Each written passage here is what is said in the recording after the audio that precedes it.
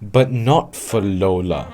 This is the Nothing Phone 2A, and here's what I think. The first thing I had to get used to was not the launcher, it was the size. Because this thing is a massive 6.7 inches. It is essentially Pro Max or Ultra phone size. And honestly, I'm not used to it, not even now.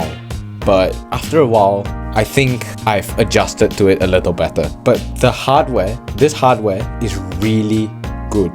This is a completely plastic build, so there's no metal on the outside. The black buttons on the white chassis give a contrast that's kind of like the stormtroopers from Star Wars, and it gives off that kind of vibe, I won't lie, but that's what makes this phone look good. Because they've taken plastic and they've put it all over this phone and they've embraced it. However, I do find that my slightly sweaty hands, especially in this hot weather, tend to leave lots of sweat marks and prints across the back of this phone, which I feel like would be much worse if I got the black model, so thank goodness I got the white. The haptics are slightly worse here than on the Pixel, but to be fair, these are still really good haptics for the price. The existence of dual SIM on this phone actually makes it extremely convenient for me because I travel a lot between Singapore and Malaysia, and I actually have both SIM cards loaded into this dual SIM slot. The even symmetrical bezels all around the screen also make it a kind of beauty that I never thought I would appreciate coming from a Pixel to this Nothing phone. However, once I got past the size, I started to appreciate the software, because this software is really good. This is Nothing OS 2.6 and it's really close to stock Android. However, there are some software customizability perks, such as the monochromatic Nothing icon pack, or the widgets that tie the whole experience together, or actually these lock screen widgets that I've actually gotten quite used to using. This is great. I'm a fan of this, and I can't wait to see what they bring with Android 15 and Nothing OS 3. Now, what is quite possibly the most marketable thing about the Nothing Phone 2A? The Glyph interface.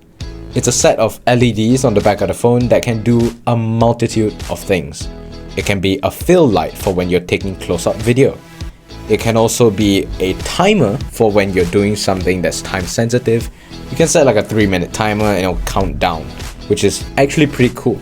Now this display, this amazing 6.7-inch dynamic AMOLED 120Hz display, is a major perk of getting this phone.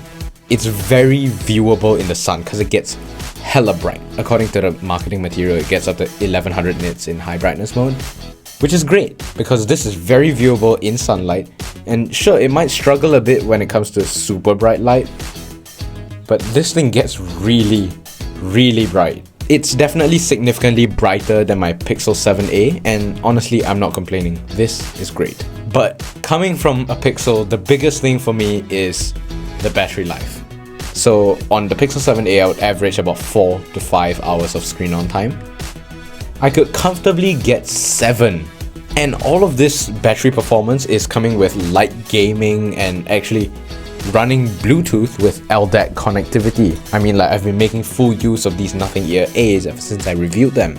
The performance in this phone is better than the Pixel. It is a MediaTek Dimensity 7200 Pro, which some of you might shiver at the thought of MediaTek being the one that's supplying the chipset, but this isn't 2015 anymore. MediaTek chipsets are pretty good now.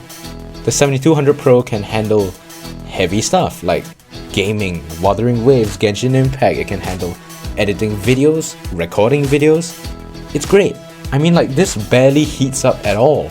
And that's comparing to the Pixel, which is heating up recording this video right now. And speaking of cameras, this is a set of two 50 megapixel sensors. One of them is a main camera, one of them is an ultra wide. And the photos and videos that come out of this camera actually aren't bad. I'm actually recording directly off the Nothing Phone 2A right here. But I've had oversaturation problems. This tends to overblow colors a lot because, you know, sometimes when I'm taking pictures, it makes the grass look like it was painted with a layer of spray paint. It makes my skin look like I suffer from jaundice. It's bad. sometimes. But in good conditions, this thing is a really, really good camera. And that front camera, it's perfectly decent. It's a 32 megapixel sensor, and the output is decently high quality. Like, it looks good, but it's just not very good. I mean, compared to the Pixel, it is a little less blurry, that I've talked about slightly in other videos, but this has a good selfie result and I like it. But it only does 1080p 60 on the front camera, which I think is kind of wasted. So this phone is $349 in the 12-256 configuration. But I think if you ever get to find a good deal on it, it's definitely a good idea. Also, I know that the Nothing Phone 2A Plus, that's a mouthful, is coming out at the end of this month, but I don't think I'm gonna pick it up for a variety of reasons. I'll do a standalone video talking about the 2A Plus, but I think that the Nothing Phone 2A is a decently good option for the $349 you can get it for now, or even less than that if you find it on sale. But personally, this is going to replace my Pixel 7a as my main device. And I'll make an update video once Android 15 or NothingOS 3 drops onto my Nothing Phone 2a. But until then, I guess I'll see you guys next time. Have fun.